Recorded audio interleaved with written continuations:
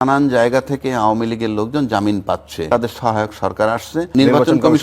নির্বাচন কমিশন খুব প্ল্যান করে সুপরিকল্পিতভাবে, যেহেতু ইউনূস সাহেব নাই, চলে গেছেন, আপনাদের দুইটা প্রশ্নই আসবে, সেদিন যে রেজাল্ট দিলেন সেটা কি, এখন যেটা বলছেন সেটা কি। গণভোটের ফল সংশোধন হয়েছে, নিশ্চয়ই খেয়াল করেছেন আপনি। সেখানে ভোট কমেছে 10,73,000-এর বেশি। নির্বাচনী ফলাফল প্রকাশের 2 সপ্তাহ পর আবার এই গণভোটের ফল সংশোধন করে প্রজ্ঞাপন জারি করেছে নির্বাচন কমিশন। সেখানে খবরে বলা হয়েছে যে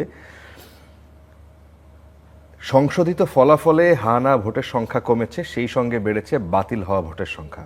তবে বিষয়টি নিয়ে কোনো ব্যাখ্যা দেননি নির্বাচন কমিশন। সংশোধিত নতুন ফলাফলের প্রজ্ঞাপন বলছে যে গণভোটে মোট ভোট পড়েছে 7,63,21,407টি।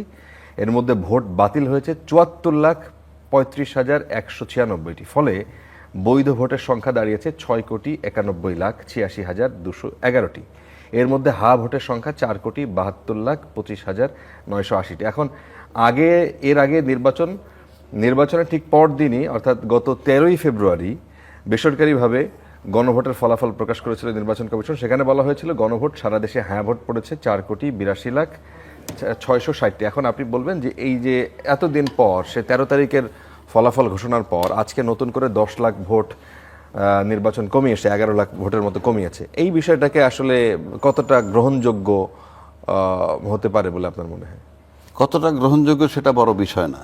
বিষয় তো এটা রাষ্ট্র, এটা তামাশার জায়গা না, এটা রাষ্ট্র, এটা কোনো সমিতি না, এটা ক্লাব না যে চালাই দিলাম। জি, আপনি এত জনবল ব্যবহার করেছেন, একটা সুন্দর নির্বাচন উপহার দিছেন, সেই নির্বাচনে গণভোটে হাতে কত পড়েছে, নাতে কত পড়েছে, সেগুলা প্রকাশ করেছেন।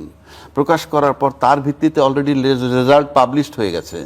শুধু তো ওই গণভোটের ভোটই গণেন নাই, যারা দলীয় ভোট নির্বাচন যারা করে তাদের ভোটও গণনা করছেন, এবং সেই ভোট চলাকালীন সময় কিংবা ফলাফল যখন চূড়ান্তভাবে আসে নাই, এর ভিতরে অনেকগুলো অভিযোগ আসছে।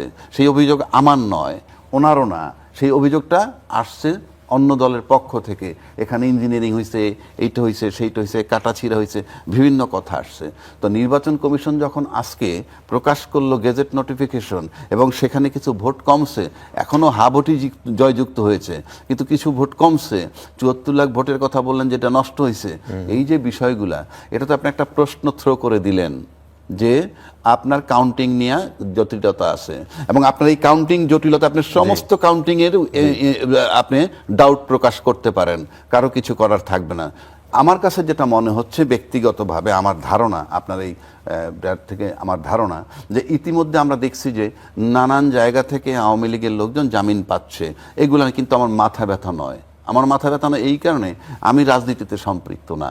ওই দল একটা আটক থাকলে কার সুবিধা হয়, দল মাঠে আসলে কার বেকায়দা হয়, এগুলো আমার সাবজেক্ট না।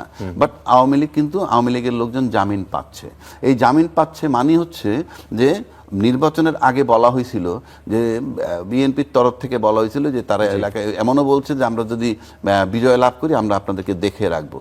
তো এখন আওয়ামী লীগ যেভাবে বেইল পাচ্ছে, তাতে মনে হয় আওয়ামী লীগের কাছে একটা বদ্ধমূল বিশ্বাস হয়েছে, তাদের সহায়ক সরকার আসছে এবং ইন অ্যাকশন তারা প্রমাণ করতেছে। তাই এই যে একটা নির্বাচন কমিশনের প্রশ্নটা তুলে দিল, এই প্রশ্নটা তুলে দিয়ে সে কিন্তু হা ভোট, যে গণভোটের যে বিষয়টা, সেটাকে তিনি বিতর্কিত করে দিলেন।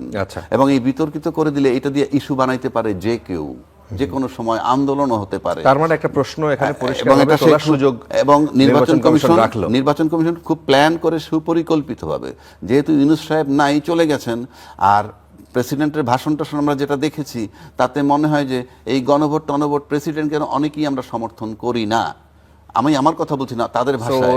নির্বাচন কমিশন ইচ্ছা করে এরকম একটা প্রশ্ন আপনি না ইচ্ছা করে যদি না করে থাকেন, আপনাদের দুইটা প্রশ্নই আসবে, সেদিন যে রেজাল্ট দিলেন সেটা কি, এখন যেটা বলছেন সেটা কি। এই যে প্রশ্নবিদ্ধ করলেন, এবং সে সিকিউর থেকে, মানে এরকম একটা প্রশ্ন তোলার সাহস থাকে কেমনে, যখন সে মনে করে যে আই এম সেফ না হইলে এই ঘোষণা সে করতে